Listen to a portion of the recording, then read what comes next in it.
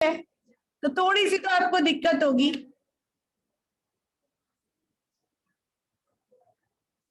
Clear?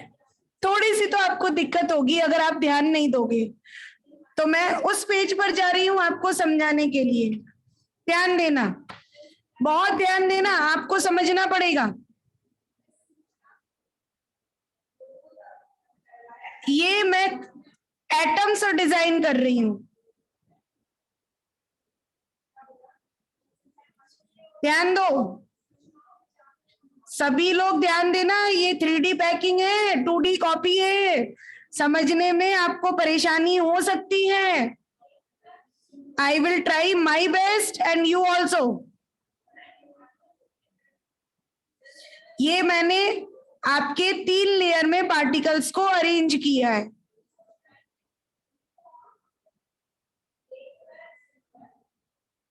ठीक, अब अगर आप ध्यान दे रहे हो तो बहुत ध्यान देना।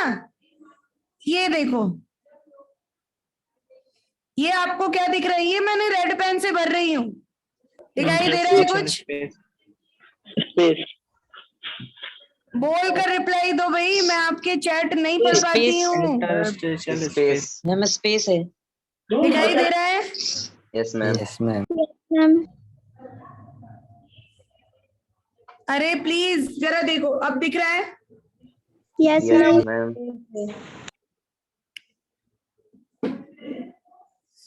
अरे प्लीज कोई तो बोल कर रिप्लाई दे दो, दिख भी रहा है कि नहीं? Yes ma'am. Yes ma'am. Yes ma'am. Yes, धन्यवाद। अब यहाँ पर जो आपके पार्टिकल्स है, ध्यान देना, ये मैंने जो red red red red mark किए हैं, आपको सेकंड लेयर इस गड्ढे में रखनी है।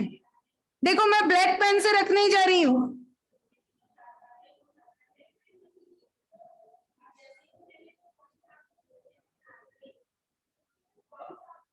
मतलब जी ये जो रेड कलर से मैंने जो ग्रूव बनाया है, उस ग्रूव को सेंटर मानकर मैंने उसके ऊपर एक और बॉल रख दी है। आप ऐसे समझो कि इस पूरी कॉपी में बॉल बिछी हुई है, ठीक, और बॉल के बीच में गड्ढे हैं। मैंने इस पूरी कॉपी पर ब्लू कलर की बॉल बिछा दी, ठीक है, और उसमें आपके क्या बने? रेड कलर के गड्ढे डिजाइन हुए। उन गड्ढों के ऊपर मैंने एक काले रंग की बॉल बिछानी शुरू की। ऐसे ही होगा? जल्दी रिप्लाई करो, ऐसे ही होगा? Yes ma'am. अरे बोलो भाई। Yes miss. Yes ma'am. Yes ma'am.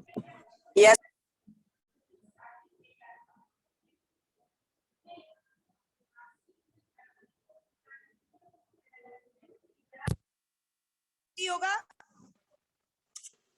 Yes miss. Yes ma'am. Yes ma'am. तो ये जो ब्लू कलर की बॉल है ना, इसको कहते हैं लेयर ए, और जो ये ब्लैक कलर की बॉल की लेयर है, इसको कहेंगे लेयर बी। तो आप एक बार सोच कर देखो कि हम इस पूरी कॉपी पर ब्लू कलर की बॉल बिछा दें और उनके जितने भी गड्ढे निकल कर आए उन पर रेड कलर की बॉल बिछा दें। एज्यूम करना, मैं आपको एज्यूम करा रही हूं, अटेंशन।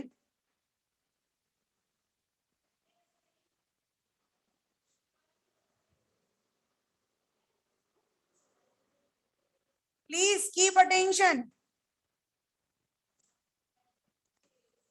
ठीक, अब मुझे ये बताओ, 1 2 3 4 5 6, क्या मैं इन 6 गड्ढों पर एक साथ 6 बॉल रख सकती हूँ?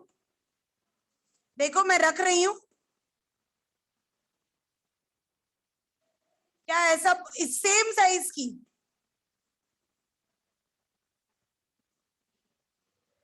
क्या पॉसिबल है? No ma'am. नो मैम मतलब अगर आपने ग्रूव मतलब गड्ढे, अगर आपने ग्रूव 2 4 और 6 पर रखा है तो देखो 1 3 और 5 छूट गए ना? बताओ छूटे कि नहीं छूटे? Yes, ma'am. Ma'am. अब ये लेयर ए, ये लेयर बी, लेयर बी कब बनेगी? जब आप इस ग्रुव पर एटम को रखोगे। अब मैं तीसरी लेयर बनाने जा रही हूं, और तीसरी लेयर कैसे बनाएंगे? तीसरी लेयर बनाने के लिए क्या करेंगे? तीसरी लेयर, थर्ड लेयर जो बनेगी उसमें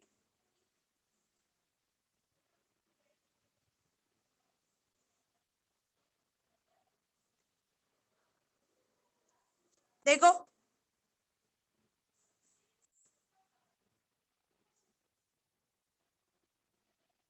आई बात समझ में? Yes, ma'am. Yes. भाई दिक्कत क्या है, आप ये 3D है। अभी मेरे पास घर पर तो बहुत सारी बॉल्स रखी है, मैं बॉल से दिखा देती हूँ घर पर, लेकिन अभी मैं स्कूल में बैठी हूँ, स्कूल से पढ़ा रही हूँ, तो मैं आपको नहीं दिखा पा रही हूँ। एक्चुअली क्या है, जब हम ऐसे बॉल्स को अरेंज करते हैं तो वो हमें एटम का लुक देते हैं। और क्या लुक देते हैं एटम का? कि जब हम 6 बॉल्स को ऐसे अरेंज करते हैं तो एक बार में आप 2, 4, 6 पर दूसरी लेयर बना पाते हो, और अगली बार में 1, 3, 5 पर दूसरी लेयर बना पाते हो। मतलब ऐसे आपकी 3 लेयर डिजाइन हो जाती हैं। एक, ध्यान दो, एक आपकी डिजाइन होती है जमीन जो मेन लेयर है, फिर एक डिजाइन होती है 2, 4, 6 पर, फिर एक डिजाइन होती है 1, 3, 5 पर। ऐसे डिजाइनिंग होती है, इनको बोलते हैं, ध्यान से समझना, एक को बोलते हैं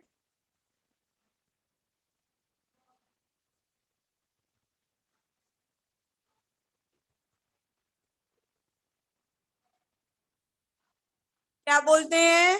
hexagonal close packing. Hexagonal close packing, clear? Hexagonal, कैसे हेक्सागोनल? हाउ, कैसे बना हेक्सागोनल मैडम? देखो मैं आपको फिर से दिखा दूं।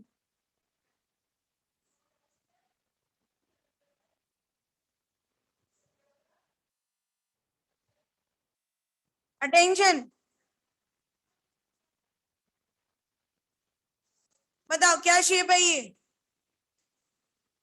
देखो ये कौन सा शेप है? Hexagon. Hexagonal. हेक्सागन है ना? ये हेक्सागोनल पैकिंग है। हम ऐसे अगर पैकिंग करते हैं, ऐसा लेयर डिजाइन करके पैकिंग देते हैं, ये हेक्सागोनल पैकिंग कहलाती है। क्लियर? कौन सी पैकिंग? हेक्सागोनल पैकिंग कहलाती है। हेक्सागोनल पैकिंग में ए बी लेयरिंग होती है।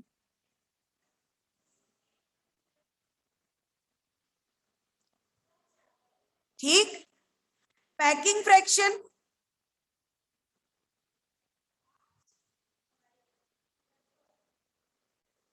74% आता है। कितना आता है? 74%। क्लियर? और द मोस्ट इंपॉर्टेंट थिंग, एक छोटा सा टर्म है इधर, उस टर्म का नाम है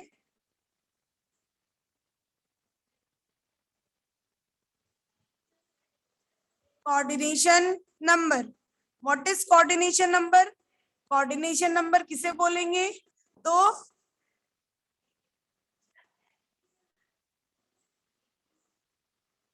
नंबर ऑफ नियरेस्ट नेबर,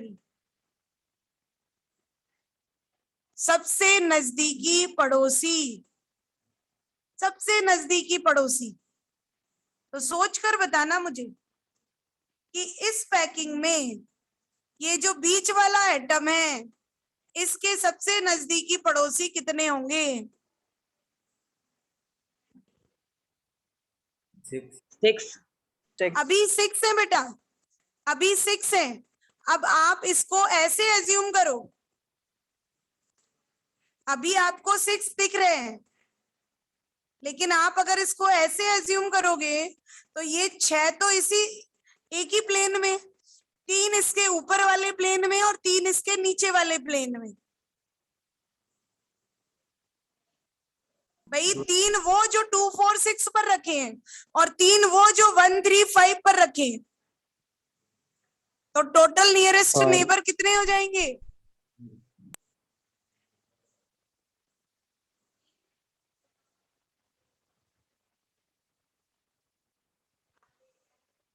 कितने हो जाते हैं? 12। और दूसरी क्लोज पैकिंग होती है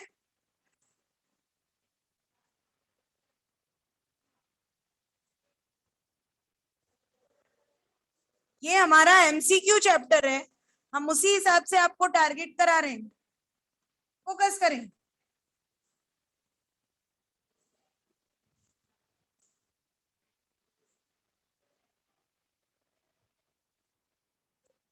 अच्छा, कोई मुझे बता सकता है इन दोनों में क्या अंतर है?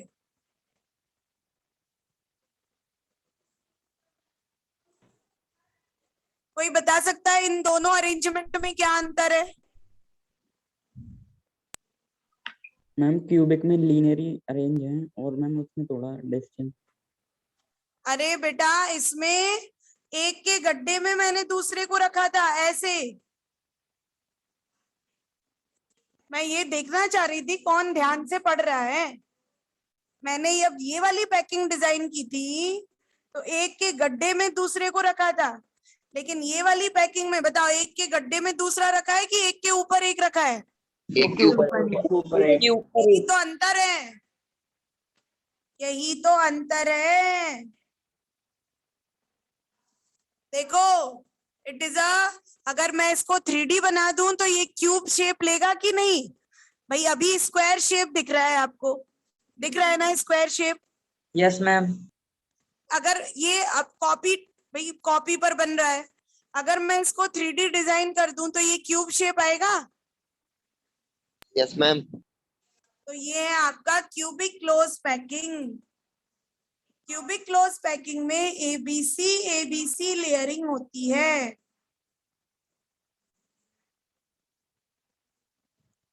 एबीसी लेयरिंग होती है।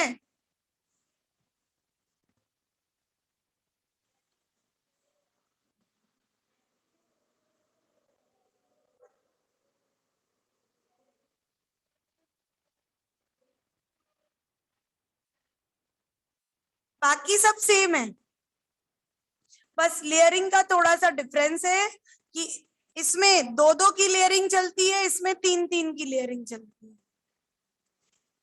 ठीक,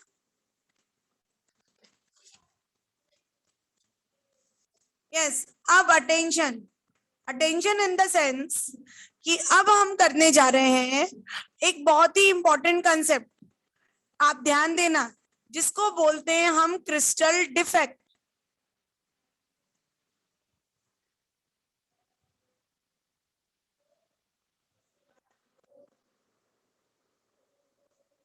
अब देखो, मैं आपको एक कॉमनली समझाने की कोशिश करूं।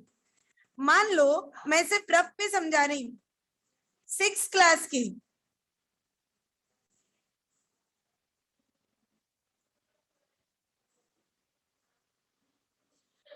आप ये मान लो कि 6 क्लास के 40 स्टूडेंट खड़े हैं, यहाँ पर लाइन लगाकर खड़े हैं।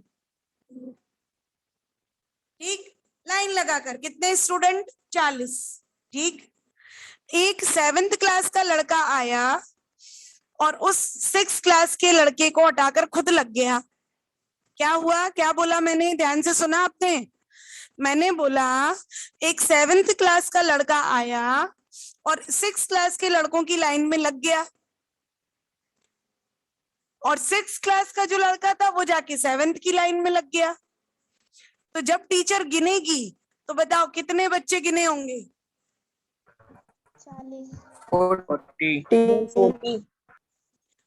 40 गिने होंगे ना? लेकिन गड़बड़ हुई कि नहीं हुई?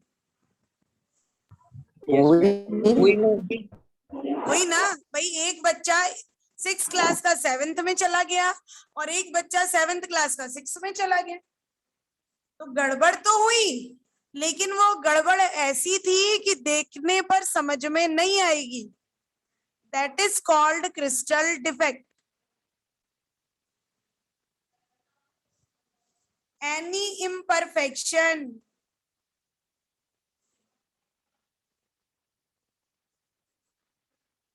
in the arrangement of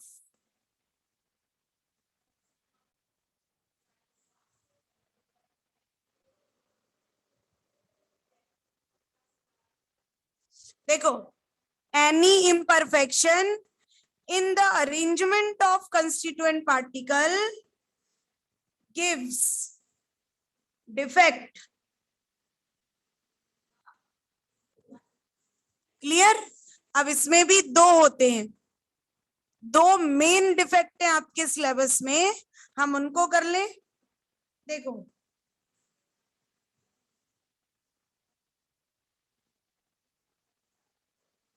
type of defect, first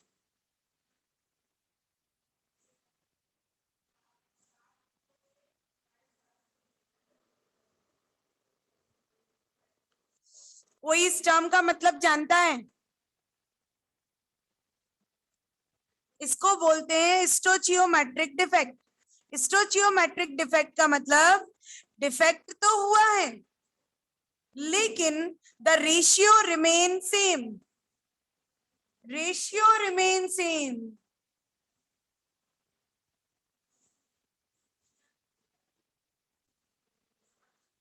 वो स्टोचियोमेट्रिक डिफेक्ट है। इसमें दो टाइप है,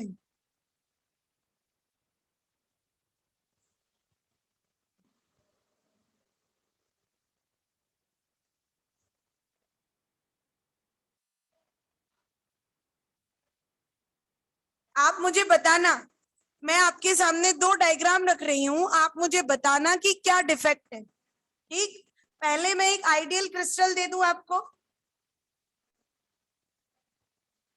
ध्यान दो।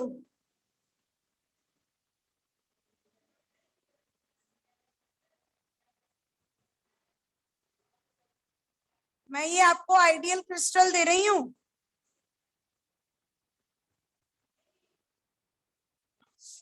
आप बोलोगे मैडम ये क्या है? तो बेटा ये जो छोटे छोटे हैं वो कैटायन है और जो बड़े बड़े हैं वो एनायन है।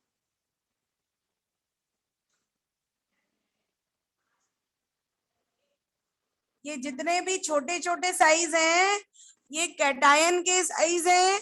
ये मैंने जानबूझ के इतनी दूर दूर बनाए हैं, ये इतनी दूर दूर होते नहीं है, सॉलिड है, क्लोज पैकिंग होती है सॉलिड में। ठीक, अब आप मुझे बताना, मैं इसमें दो डिफेक्ट जनरेट कर रही हूं,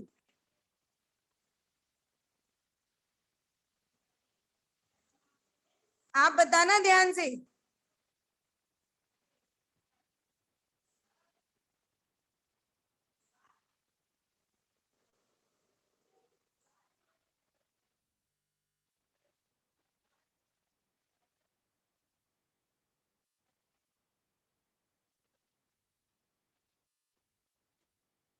कुछ गड़बड़ दिख रही है आपको? इस डायग्राम में कोई गड़बड़ दिख रही है? Yes ma'am. क्या गड़बड़ दिख रही है? Yes ma'am.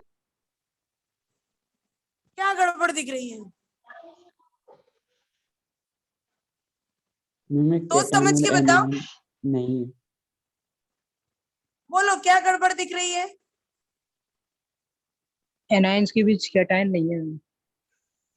और कैटायन के बीच एनायन है सारे? नहीं मैम, वो नीचे ला। No ma'am. देखो गड़बड़ क्या हो गई कि एक यहाँ का बंदा और एक यहाँ का बंदा, ये दोनों बंदे मिसिंग हैं, है मिसिंग? Yes, ये दोनों बंदे मिसिंग थे। Yes ma'am. इसका मतलब equal number of cation and anion are missing. Equal number, ये वाला कैटायन और ये वाला एनायन, ये दोनों मिसिंग थे।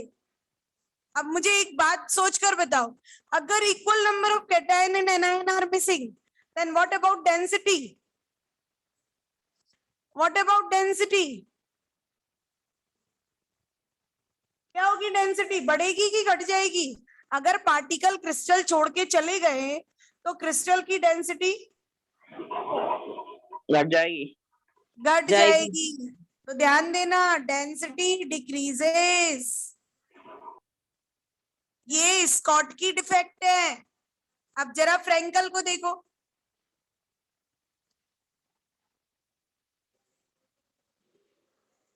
ध्यान से देखना, बहुत ध्यान से।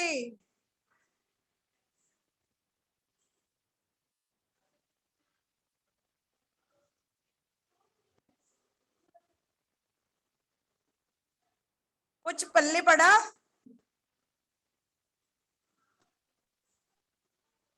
Yes ma'am. क्या पल्ले पड़ रहा है? मैम डबल कैटायन आ गए पास में।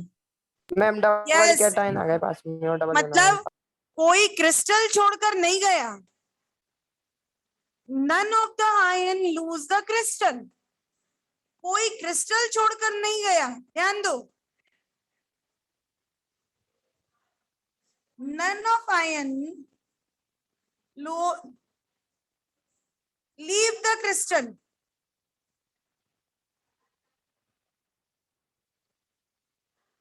एक भी आयन क्रिस्टल छोड़कर नहीं गया है। Only cation displace from its position. सिर्फ कैटायन अपनी पोजीशन से डिस्प्लेस हुआ है, कोई घर छोड़कर नहीं गया। तो ये बताओ, क्या डेंसिटी कम होगी? नहीं मैम। नहीं। मैम। ध्यान रखना, फ्रैंकल डिफेक्ट में डेंसिटी रिमेन सेम।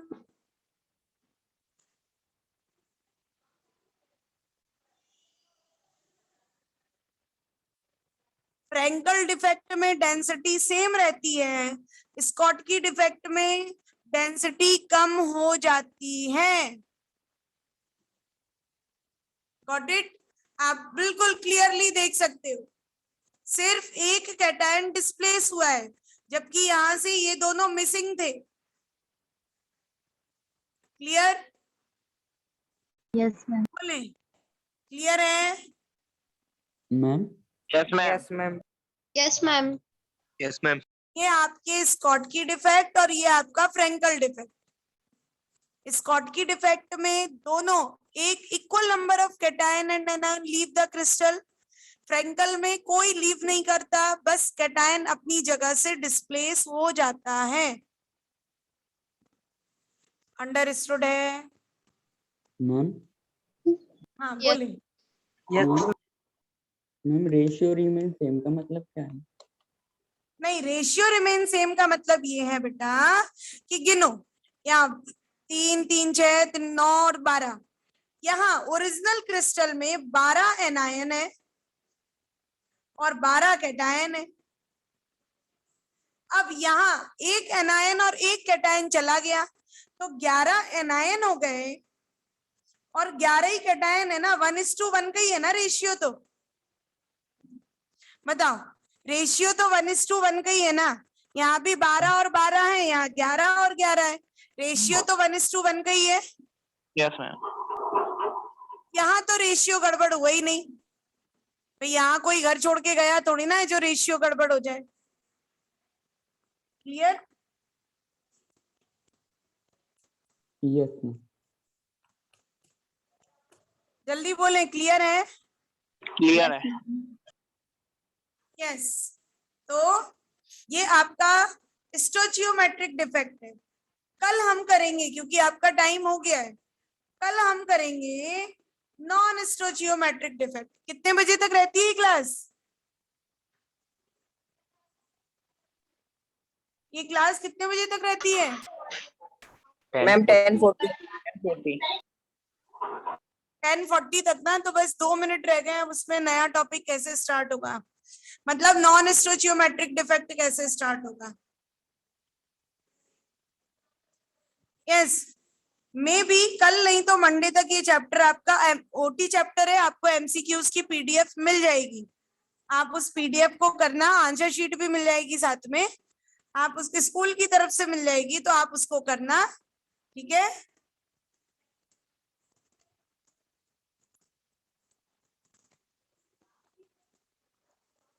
बोले कोई डाउट? नोट्स कंप्लीट है सभी के?